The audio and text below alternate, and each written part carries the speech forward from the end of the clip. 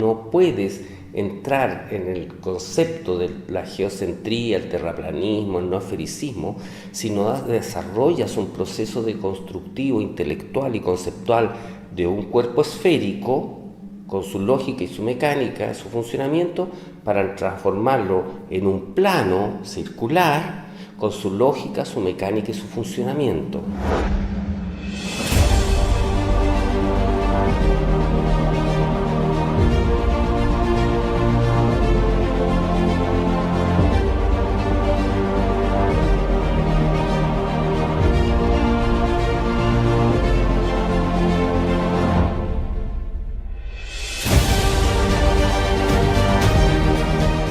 El terraplanismo, esta renovada cosmología que a paso veloz se apodera de la opinión contemporánea, vino a despertar un misterio que desde hace siglos se creía dormido o muerto. Mientras para algunos no es más que una broma, una ridícula noticia o simplemente un desquicio, para otros representa una ventana para ver más allá de lo que nos enseñaron desde pequeños. La posibilidad de un nuevo universo que estaba ahí, frente a nosotros, sin poder ser siquiera imaginado. Al descubrirlo, con nuestro primer acercamiento a la sola idea de una Tierra no esférica, inevitablemente nos asedian las preguntas, un sinnúmero de interrogantes que ponen a trabajar el ingenio y el deseo de saber. Si bien hay quienes ven en este debate la representación de lo intrascendental, las mentes más curiosas e inquietas se preguntan, ¿cómo es realmente la forma de nuestro planeta? ¿Acaso las odiseas espaciales no lo han determinado ya?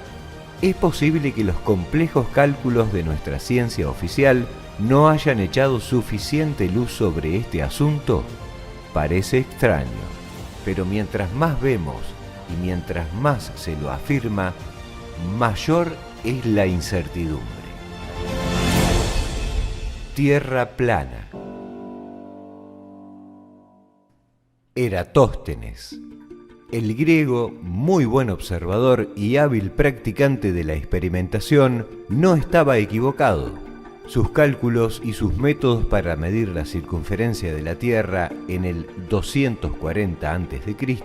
fueron sobresalientes, pero sus conjeturas estaban confusamente condicionadas por algunos preconceptos, entre ellos que la Tierra indudablemente era esférica y que el Sol era inmenso y estaba a millones de kilómetros de distancia. Y aquí aflora la incoherencia. Para conocer la distancia al Sol, antes que Eratóstenes, Aristarco de Samos realizó un cálculo de paralaje, con la Luna en su fase de cuarto y la Tierra. Primero, debió conocer la distancia entre la Tierra y la Luna, una proeza de Hiparco en el 150 a.C., o sea, mucho tiempo después. Para Hiparco fue crucial conocer el radio terrestre, ver un eclipse lunar y basarse en la sombra de la Tierra proyectada en la Luna para medir dicha sombra y establecer así el tamaño de la Luna y su distancia a nuestro planeta. En resumen, para determinar la distancia al Sol y por ende su tamaño, fue menester saber el tamaño de la Tierra y también al revés, asumiendo siempre a pura intuición que esa sombra sobre la Luna durante un eclipse pertenecía, sin cuestionamientos, a la Tierra. 150 años antes de Cristo, Hiparco determina la distancia a la Luna, ya conociendo el radio terrestre establecido por Eratóstenes. 240 años antes de Cristo, Eratóstenes establece el radio terrestre. Para ello era necesario conocer la distancia al Sol y su tamaño. Anteriormente, entre 310 y 230 años antes de Cristo, Aristarco de Samos supo la distancia al Sol mediante paralaje, para lo cual era necesario conocer el radio de la Tierra y la distancia a la Luna, medidas que todavía no habían sido establecidas. Se trata de una serpiente mordiéndose la cola, una idea infinita que no empieza y no acaba jamás. ¿Cómo fue que Aristarco de Samos pudo conocer la distancia a la Luna y el Sol y sus tamaños si todavía no sabía la circunferencia de la Tierra? ¿Por qué Eratóstenes asumió correcta la distancia al Sol si para ello antes se debía conocer el radio terrestre en primera instancia, medida que estaba justamente determinando hacia el año 240 a.C.? El día y la noche. Una de las cruzadas más feroces entre los teóricos tiene que ver con las explicaciones de cómo es que tenemos día y noche en la Tierra. Tanto el heliocentrismo como el terraplanismo explican a su modo la puesta en marcha de este infinito ciclo. Mientras que en un planeta esférico con un Sol de 1.391.000 kilómetros de diámetro y a 150 millones de kilómetros de distancia, el día y la noche están sujetos a la rotación del planeta, en una Tierra plana y estacionaria y con un Sol local y más pequeño. Todo se explica mediante una iluminación puntualizada. Este Sol, flotando sobre nosotros, quizás mediante la fuerza del electromagnetismo, ilumina a su paso pequeñas regiones del plano, dejando a otras en oscuridad total. Entonces, visto de este modo, ¿cómo es posible ver al Sol ocultándose en el horizonte como si descendiera tras una pendiente? Muchos experimentos se han realizado. Cientos de simulaciones informáticas han tratado de emular esta realidad en un plano sin ningún éxito. Una de las posibles respuestas se encontró pensando en la atmósfera y su composición. La humedad del aire actuaría como una lupa, refractando la luz y ocultando de nuestra vista al Sol mediante un simple efecto óptico, lo cual también explicaría que tanto la Luna como el Sol, cuando se encuentran más próximos a la línea del horizonte, se aprecien de un mayor tamaño. Que la Tierra sea plana no significa que sea más pequeña. Existen testimonios videográficos realizados en climas secos que revelan una notoria disminución de tamaño en el astro durante su ocaso, denotando un aparente alejamiento. Esto es lo que hace la atmósfera adentro, a nuestro alrededor. Curva la luz, produce una situación aparente. El Sol es este es el Sol en la vida real, ¿sí? Este es el Sol.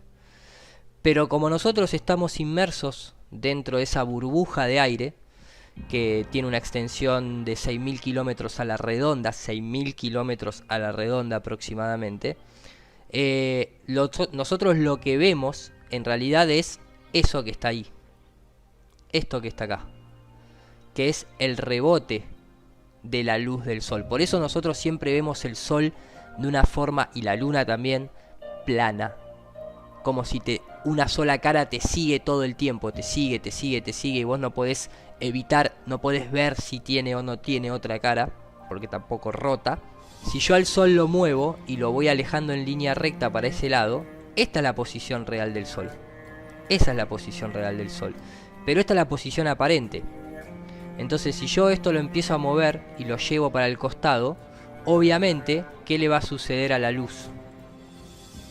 La luz cada vez se va a empezar a inclinar y se va a ver cada vez más baja en el horizonte, hasta que llega un momento que no se ve más.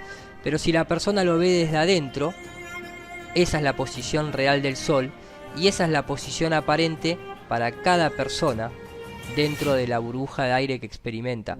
Ahora, si yo lo veo desde adentro, influenciado por esa burbuja, el Sol en realidad está ahí.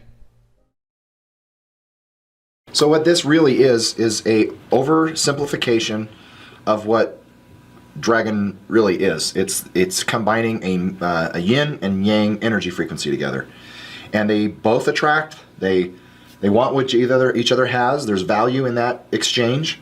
So, contrary to what they teach in science, the universe is actually magnetic and light. It's not gravitational driven. So what this is I'm going to induce an electrical and magnetic field. This outer ball is the male or yang field, and this silver one inside is the yin or female field. Fascinating. So just like males and females like to do, they are going to go at it. So with no further ado, I'm going to now put this over in order to help. So instead of a sun actually being a fusion generator eating its own hydrogen and helium, and over time, it's going to use all of its fuel, the sun is actually being powered by something else. There's something else that's acting on that female field, if you will, that's creating that sun. Pero esto no alcanza.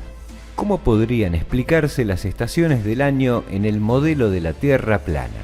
El heliocentrismo propone que el planeta, además de su rotación y traslación alrededor del Sol, también hace un bamboleo mediante el cual el rayo perpendicular del Sol viaja desde el norte al sur, dando verano o invierno en los distintos hemisferios.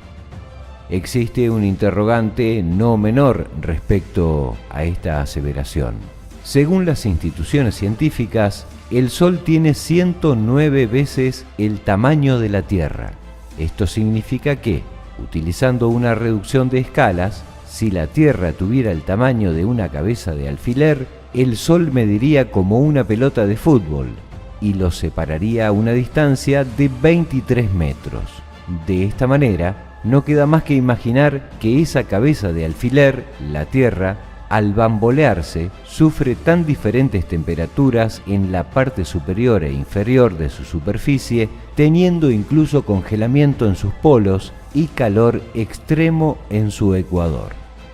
Es difícil pensar en la posibilidad de este hecho, considerando que unos minúsculos milímetros representen un cambio tan drástico en la recepción del calor en los distintos hemisferios, sobre todo la abismal diferencia que existe en grados entre el polo norte y el polo sur. Con un Sol mucho más pequeño y cercano que abre y cierra su órbita cada determinado período, es, al menos, más comprensible percibir una variación tan drástica en la temperatura, la duración de los días, según la estación y la posición del astro en el cielo. Esto nos lleva a un planteo inevitable. ¿Es realmente calculable la distancia al Sol y su tamaño? ¿Existe acaso un método efectivo de medir su lejanía? La imaginación humana también podría sufrir el mismo destino que Ícaro.